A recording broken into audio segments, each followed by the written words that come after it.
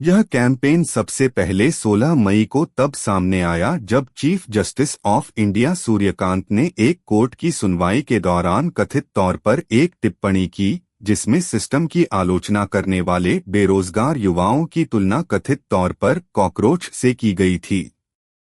इन टिप्पणियों की आलोचना हुई और ऑनलाइन मीम्स की बाढ़ आ गई, जिससे आखिरकार आपके पूर्व सोशल मीडिया वर्कर दीपके को यह सटायरिकल पॉलिटिकल कैंपेन शुरू करने की प्रेरणा मिली। हालांकि बाद में चीफ जस्टिस ने अपनी टिप्पणी पर सफाई देते हुए कहा, मुझे यह पढ़कर दुख हुआ कि मीडिया के एक हिस्से ने कल एक फालतू केस की सुनवाई के दौरान मेरी कही बातों को कैसे गलत तरीके से पेश किया।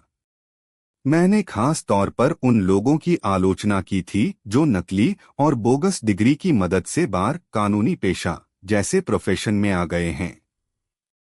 ऐसे ही लोग मीडिया, सोशल मीडिया और दूसरे अच्छे प्रोफेशन में भी घुस गए हैं और इसलिए वे पैरासाइट की तरह हैं।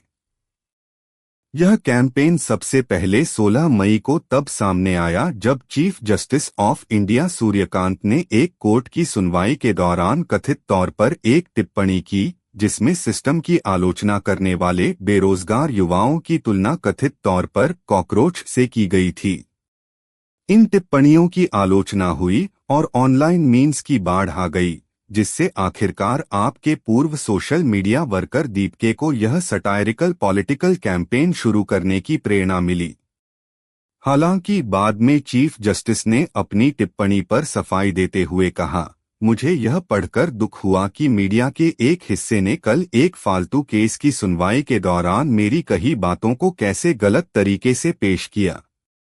मैंने खास तौर पर उन लोगों की आलोचना की थी जो नकली और बोगस डिग्री की मदद से बार कानूनी पेशा जैसे प्रोफेशन में आ गए हैं।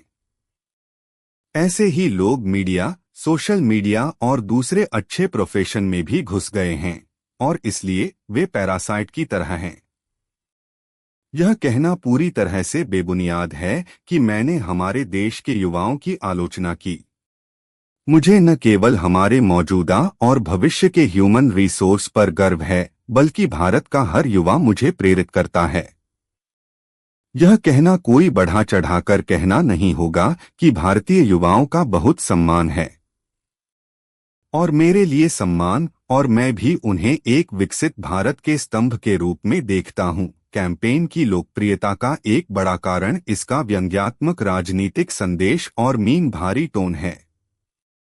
सोशल मीडिया यूजर्स मजाक में खुद को काल्पनिक पार्टी के भीतर पदों के लिए योग्य उम्मीदवार कह रहे हैं, जिससे यह ट्रेंड ऑनलाइन और भी फैल गया है।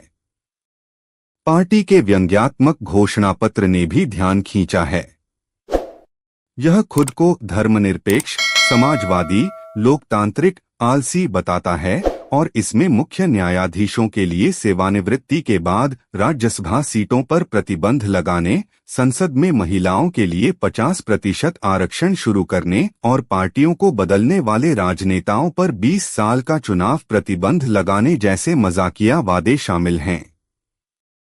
फिल्मी हस्तियों के अलावा नगमा मिरजकर, पूरव झा, शफाक नाज और शेजान खान सहित डिजिटल निर्माता और टेलीविजन हस्तियां भी पेज का अनुसरण कर रही हैं, जिससे वायरल आंदोलन की बढ़ती दृश्यता में इजाफा हो रहा है। नवीनतम विकास में कॉकरोच जनता पार्टी (सीजेपी) के एक्स खाते को भारत में रोक दिया गया है।